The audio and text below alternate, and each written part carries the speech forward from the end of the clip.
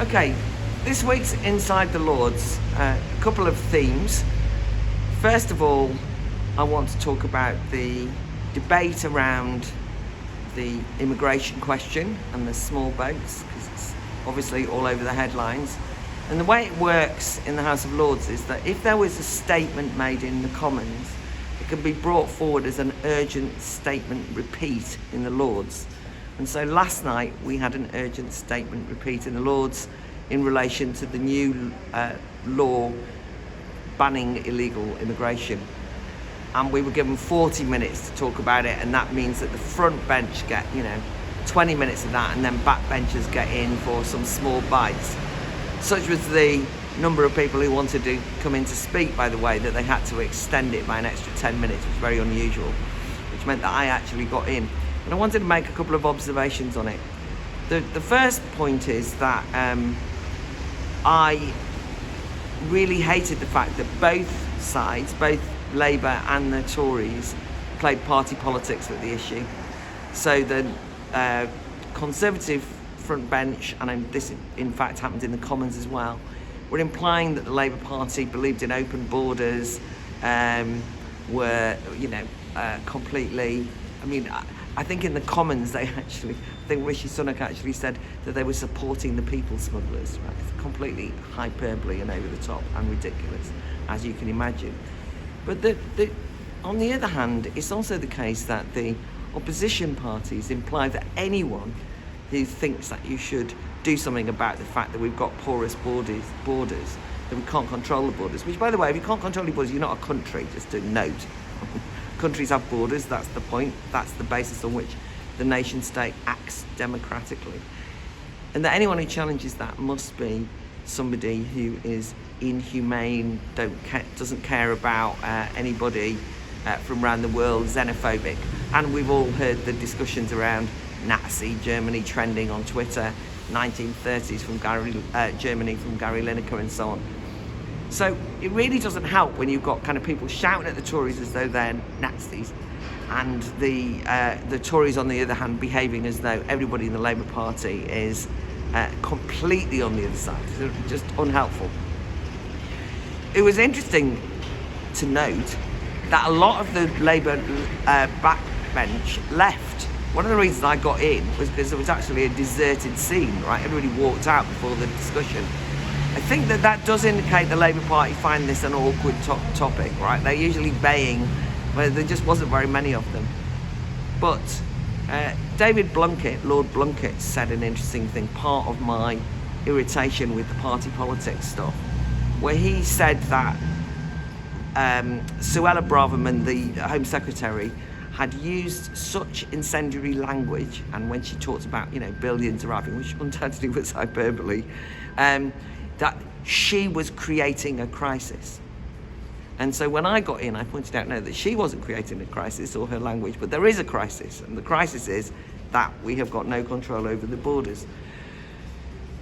It's also the case that practically all of the opposition use the argument that it's you can't do this because it's breaching international law, and the Conservatives very defensively say, no, we don't think it is breaching international law.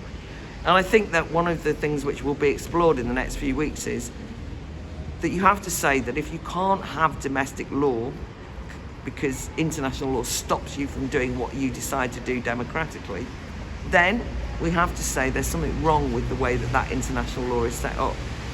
I also think, by the way, it's totally disingenuous the way that this is being discussed, because I genuinely am worried that people will no longer believe when they hear that somebody is a refugee, will no longer believe when somebody says that they're seeking asylum, will no longer believe anymore when somebody is a victim of modern slavery, because those terms have been abused by people who won't let us have this debate, because they will just say everybody in a small boat is an asylum seeker, everybody's a genuine refugee, they're all victims of modern slavery. And it just gets to a point where you just go, I don't believe you, because they know that they're being gaslit, because it's not the case that everyone is in that situation. So that then damages the important commitment that we might make to refugees and so on.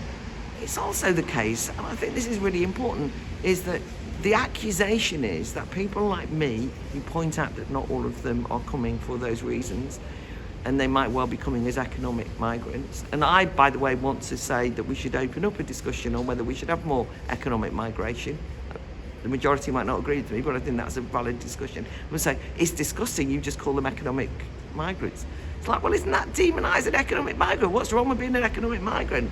My family were, let's be honest. And I think that we are not going to get anywhere if the discussion is conducted in this way. I do think the government are right to have a sense of urgency about needing to do something about this. I'm not convinced that the proposals they're putting forward are the right ones. I think that we do have to have a discussion about more legal ways of applying for asylum before you get here and so on and so forth. But the opposition immediately places me in a situation where I end up defending the government. It's really frustrating because that's not necessarily what I want to do, because the opposition, I'm afraid, use tactics that just do not allow you to have this discussion openly, and that's, you know, one of the most damaging things. But, you know, plague on all their houses to a certain extent. So that's been one of the issues of the day. The other issue that I wanted to do a quick rant on is sort of related, but it's on the civil service. We've actually put out a Substack on this, and I hope that you've looked at it and read it, because we had a debate on it and a discussion at the Battle of Ideas last year. And we accompany it with a very interesting article written by Nick Buswine, who's an ex-senior civil servant who spoke on that panel. So let me just say what's been really annoying. Suella Braverman allegedly, though she's denied it, put in an email that the civil servant were a kind of block on, the civil service were a block on things. And then there's this complete hysterical outrage. I watched Newsnight the other night. Everyone saying, how could you possibly impugn the reputation of our civil service? Well, I just want to impugn the reputation of the partiality of the civil service here and now, for good, right? Of course there are questions about the impartiality of the civil service. We know that from Brexit. We've had enough whistleblowers who've come out and told us that the civil service were hostile to Brexit and have got in the way. We know there's a problem in the civil service at the moment, and there's a group in the civil service having to deal with this around issues around gender and around sex-based rights, that if you do not go along with a certain narrative in relation to the trans issue, you are ostracised within the civil service. There is a really big problem there, and there are civil servants who have to meet in secret because their colleagues will dob them in. That's not impartial, is it? That's an entirely politicised intervention. There's been serious problems in the civil service in terms of the kind of training that people have been doing in relation to critical race theory that went on after the Black Lives Matters moment in the middle of that lockdown. And we know that these are all well documented things, but we also know from the WhatsApp tapes that Simon Case, as one of the most senior civil servants, is not an impartial observer, right? He actually is a political participant who actively involves himself in that discussion. And it doesn't matter which way you look at it. It's not in any way saying that the appointment of the leading civil servant by the Labour Party to be their chief of staff is any kind of a reflection on her, because let's be honest, it's a great compliment to the Labour Party that somebody who's so revered like Sue Gray wants to work for the Labour Party, but the timing is terrible. And even somebody like Jill Rutter, who is a former civil servant from the Institute of Government, wrote in the UK and a Change in Europe, goodness knows she's not a critic of the Labour Party broadly, and certainly no defender of the government. She said it's terrible timing because it gives the impression that Sue Gray is partial, that it raises questions over impartiality. So to say that the big attack that you're going to do on Suella Braverman is that she has dared to say anything about the civil service is ridiculous. I'd also like to point out, and I know nothing of this personally, that the attacks on Dominic Raab might well be justified. I've personally been bullied at work years ago, and it really isn't pleasant, right? It's a really horrible, demoralising thing. So I've no idea if Dominic Raab is a bully at work, right? He might be, he might not be, who knows? But what I do know is that when you hear that Dominic Raab, or indeed a number of senior politicians say to the civil service, we've got to do this is what I was elected to do and I'm going to do it. And they basically say, this is bullying, or stop forcing me to do what I don't want to do. It's like, no, it's your job to enact what the government say. And it doesn't matter whether you agree with them or not. I mean, that's neither here nor there. Your job is to ensure that what is democratically decided by democratically accountable elected politicians happens. And that's why I won't ever forgive the civil service on the Brexit question, because they refused, in a way, they became a block on Brexit. So I think it's entirely appropriate that we have a proper, open discussion about the crisis in the civil service. And just, it's worth noting that huge swathes of the Whitehall civil service are still working from home. And I don't want to do a Jacob Rees-Mogg leave a note on the table, be sarcastic moment.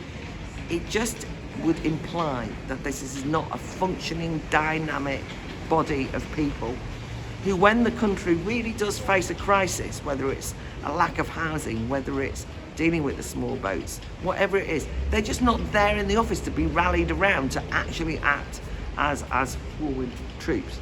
Right, final thing to explain is just less ranty, is that when you have a bill in the House of Lords, at the second reading, you make an attempt. Everybody gets a timed amount of time if you put your name down to do a general speech on what you think of the piece of legislation, and then after that it goes into committees where you do the line by line intervention, holding it to account, assessment, scrutiny, and so on. That's what happens in the Lords. It goes on for weeks and weeks and weeks, often on some bills.